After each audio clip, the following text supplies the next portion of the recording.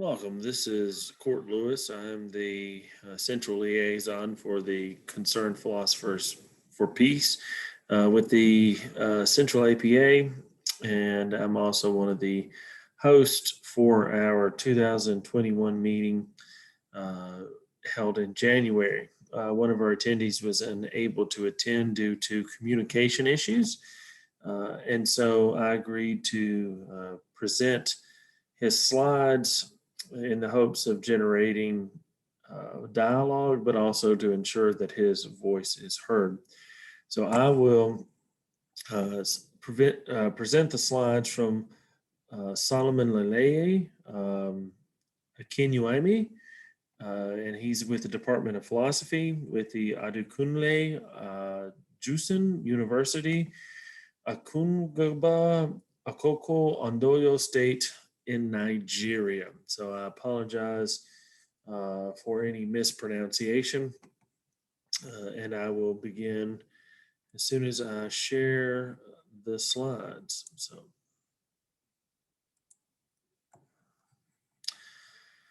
all right.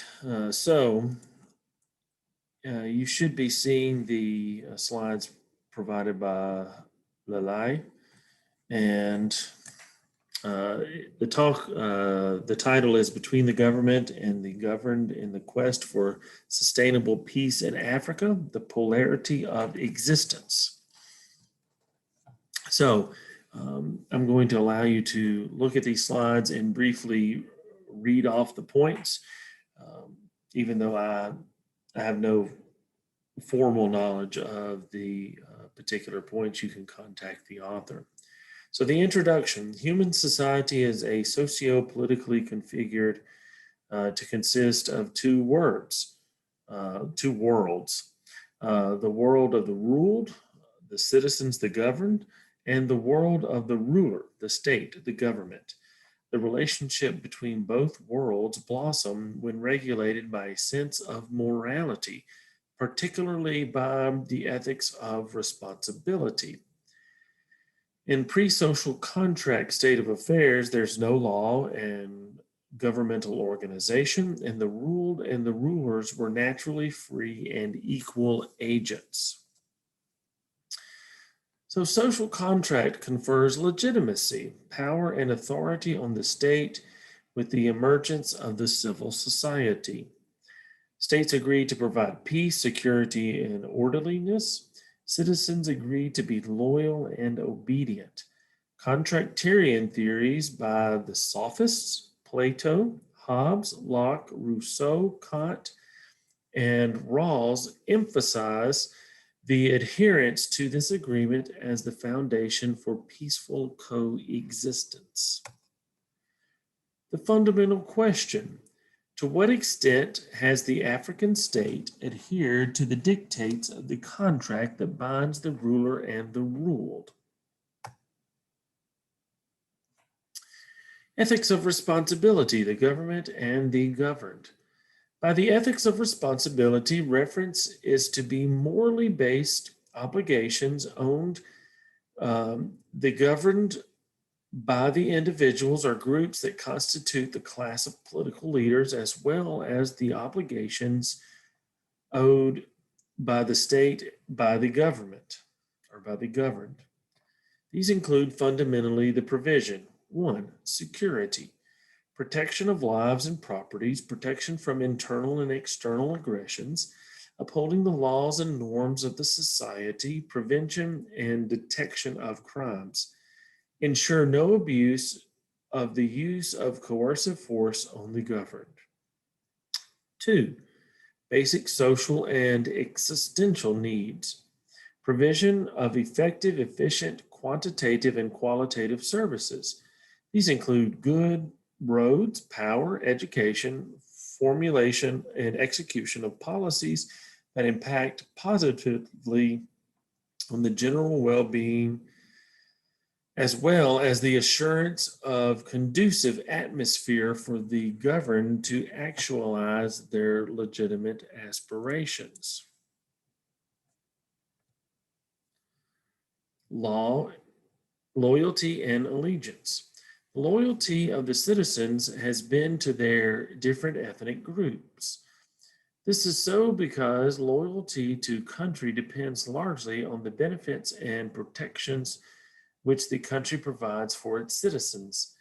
The situation in Africa is a reversal of the famous dictum that think of what you can do for your country and not what your country can do for you. Loyalty to ethnic groups or primordial sentiments has its foundations in pre-colonial African systems. In post-colonial Africa, the political elites played the issue of ethnicity to have access to power.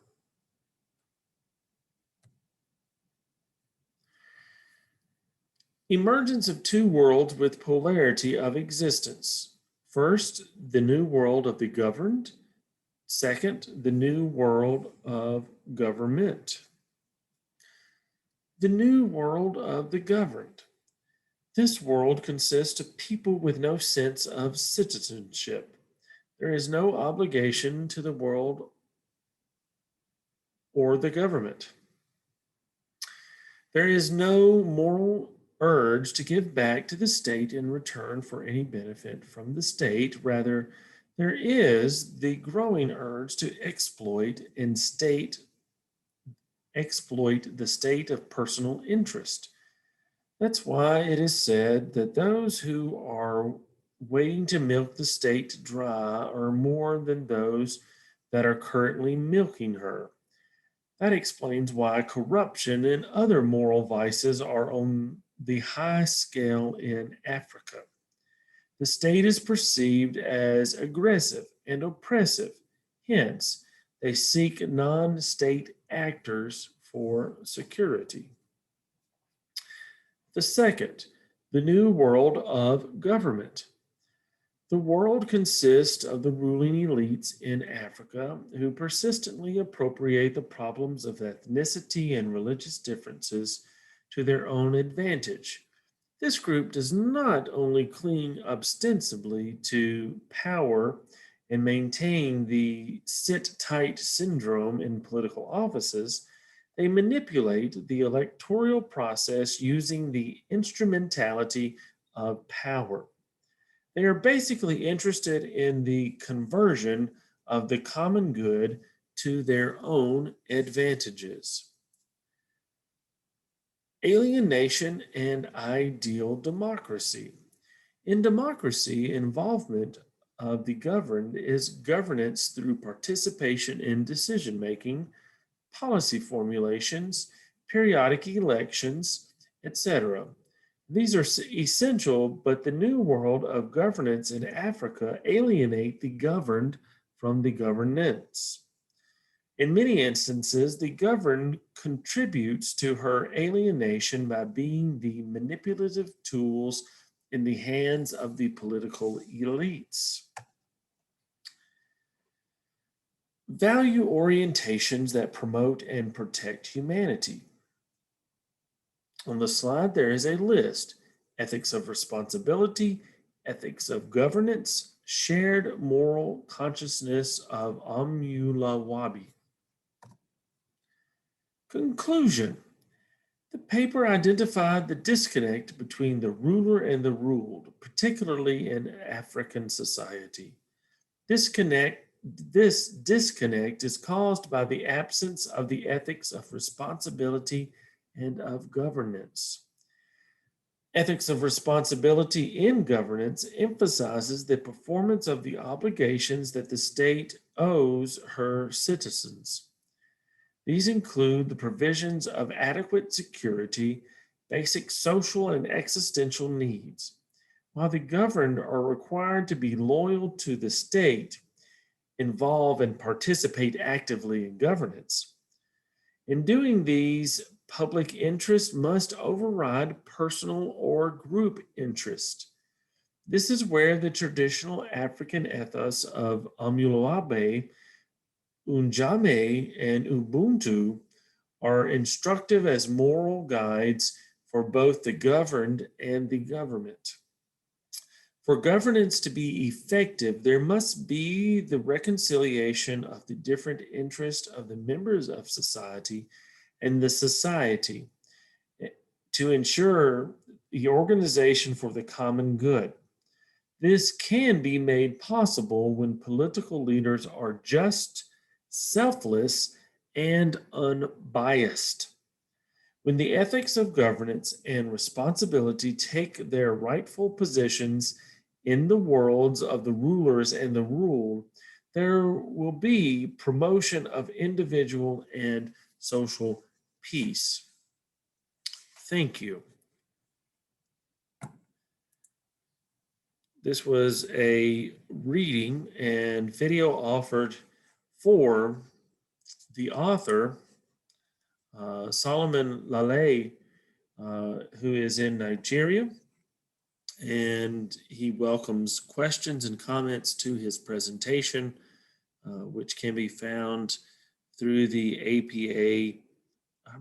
the Concerned Philosophers for Peace, the CPP listserv, and you can contact myself or other CPP members to get that information. Thank you for watching and listening.